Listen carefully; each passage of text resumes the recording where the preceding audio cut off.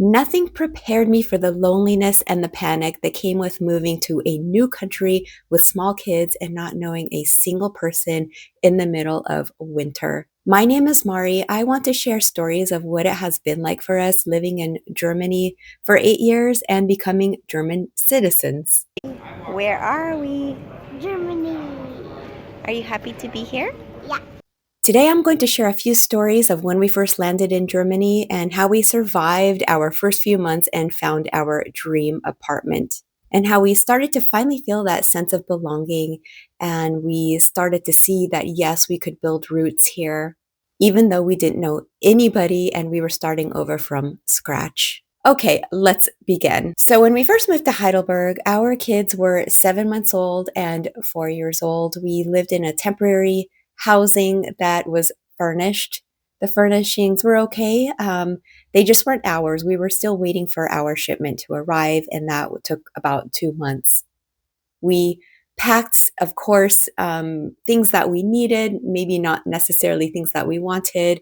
The kids had a few stuffed animals, a few books, we had a few outfits. I still remember sitting in that temporary apartment and craving something from home. We were very bare bones back then. Our proficiency of German definitely is not to where it is now. The kids did not speak German. I had a rudimentary knowledge from my time in Zurich, and my husband spoke fluent German. But basically, we were starting from scratch. And there's a story I will share with you. We were in an Alnatura, which is like the equivalent of a Whole Foods. You don't want your kids grabbing stuff. Of course, the 4-year-old was very animated and talking a lot. And I want this, I want that. Hey, look at this, look at that.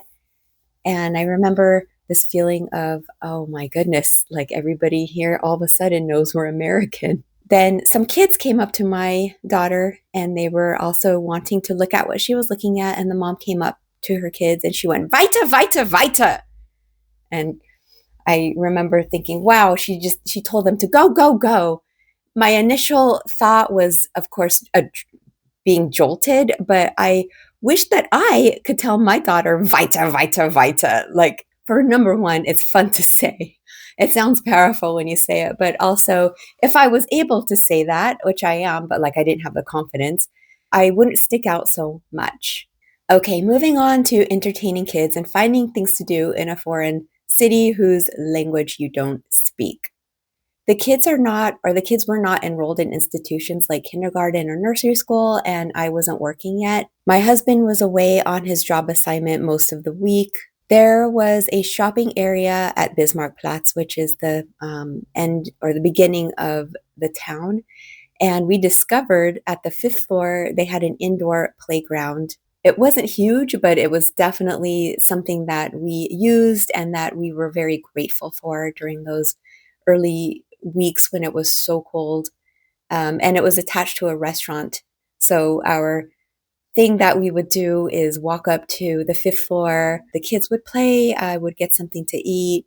But more importantly, there were other kids there. And it was so satisfying to see my kids finally play with other kids. I wasn't expecting to feel that feeling of gratefulness, but when your kids have been away from their friends for so long, it's really nice to see them finally being kids and playing with other kids. Another one of our go-tos was the Stadtbücherei. So this is the public library, and they have an amazing, amazing children's section.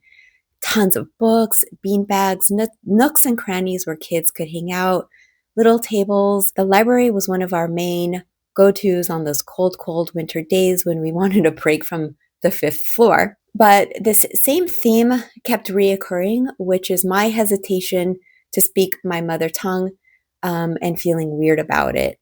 My older daughter would say, Mom, can you read me this book? And of course, I would read her the book. I could read German, but I always felt a little self-conscious because I, of course, have a very pronounced California accent when I speak German. And sometimes kids would like look at me a little strange, like, where is she from? Maybe it was my imagination. I honestly don't remember. I just remember that feeling of not feeling quite comfortable. And then she was alive. Alive for it. In retrospect, people, at least in Heidelberg, people, they don't care. Most people, they think, oh, wow, okay, it's like a passing thought. In retrospect, nobody bats an eye, nobody cares. We speak English all the time. We also speak German, we speak Danglish. Honestly, nobody cares. Of course, back then, when you're in such a sensitive space, you don't realize that, or maybe you do, and you just can't help to feel how you feel. So, my one tip to you is don't feel uncomfortable. Trust me, people don't care. Moving on to Körperwelt, Body Worlds, The Anatomy of Happiness. This is an exhibit in a museum in Heidelberg. On one of those lonely wintry days, I decided to take the girls to this museum. I just thought it would be something fun and interesting for us to do because they have interactive games for kids and adults. And me coming from a nursing background, I thought it would be cool to see the human anatomy. We were looking at fetuses of human babies and how they look from the time they're very small, a few weeks old, to the time when they're about to be born. And my daughter found that really interesting. She was hugging the whole time one of her stuffed animals that she had brought from California. And it's special to her because her Auntie Sarah had bought it for her.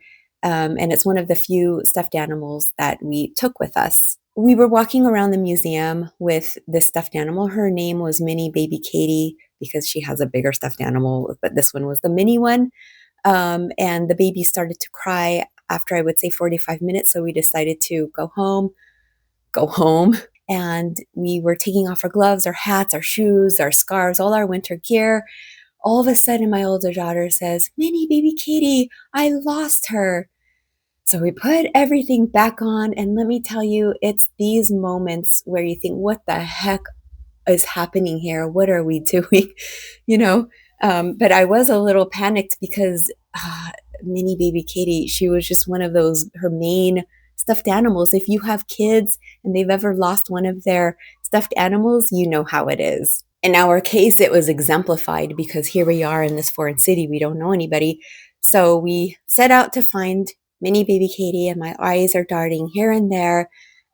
We didn't find her on the street, but I was reviewing in my mind how to ask the receptionist if somebody turned her into the museum. So we get to the museum and we open the door. There's a long hall before you see the reception. And we saw a tiny pink dot, and my daughter screamed and yelled and ran up to it. Mini baby Katie was sitting on the counter as if she was the assistant. It's hard for me to tell the story without tearing up because it was one of those moments where I had a doubt about moving so far away. But then I thought, kids lose their stuff and they get upset, and they find it or they don't find it. This could have happened anywhere. Okay, I'm going to shift gears now and talk about actions that I took to integrate ourselves into the community, the things that we did to make sure that the kids had friends, to make sure that we didn't feel so alone and so foreign. The first thing I did before we arrived is a friend suggested to find a group on Facebook because Facebook has a lot of support groups. And I found a support group called the Heidelberg Circle of Moms. It is tremendously helpful because you could introduce yourself and say, hey, I'm new here. Is anybody else new here? Do you want to meet up for a play date? Of course, when I arrived, it was smaller and there weren't a lot of new-ish people. Most people had their kids already enrolled in kindergartens. It was tremendously helpful, and I found a few friends there. I still keep into contact with a lot of them. Another thing we did was enroll the older daughter in a ballet class. So this ballet class was only an hour once a week, but for that whole day, we amped up to it. We got her leotard on and her little shoes on, did her hair, and it was the focus of that day. And she was also able to meet other kids. I also discovered the DAI or the DAI, which stands for the Deutsch Amerikanisches Institute. They're a great resource for expats and locals. They're an English-speaking library. They also have workshops and events. The Dalai Lama had an event there in 2018, and the writer David Sedaris did a book reading and a signing. The DA library has a story time in English for kids, and that was so amazing to go to with the girls. They also have a kindergarten.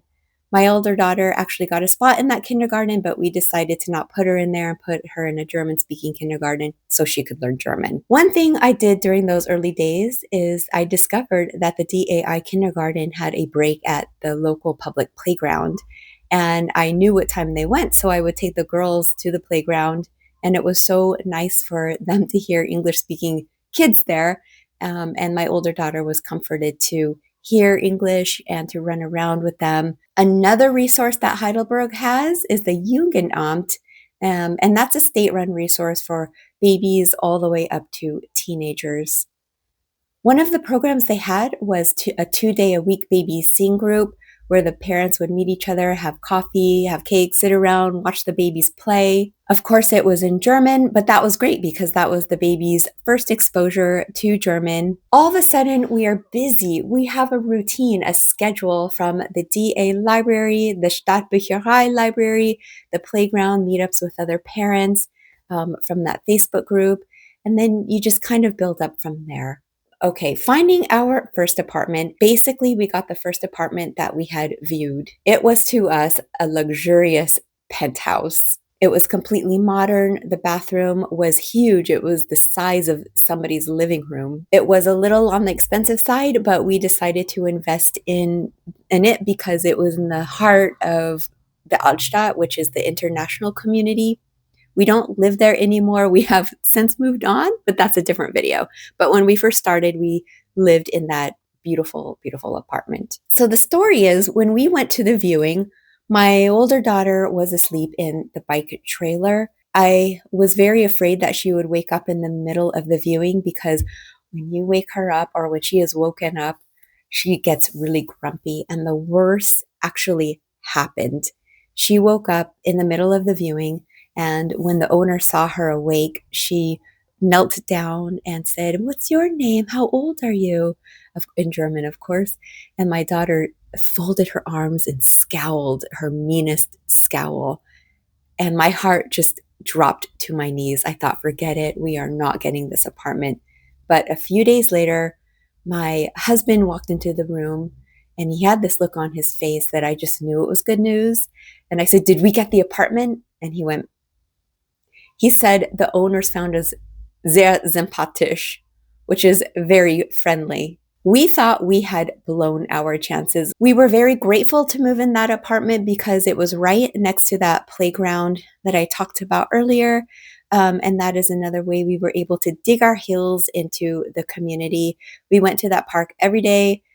Sometimes several times a day. We couldn't go to that park and only see strangers. There was always a familiar face. So that playground became a cornerstone for us in the first few months. We held our older daughter's 5th birthday party in that park. We invited all her kindergarten friends, all her local friends that she met from the DAI kindergarten. And that was the first time that we felt like this could work.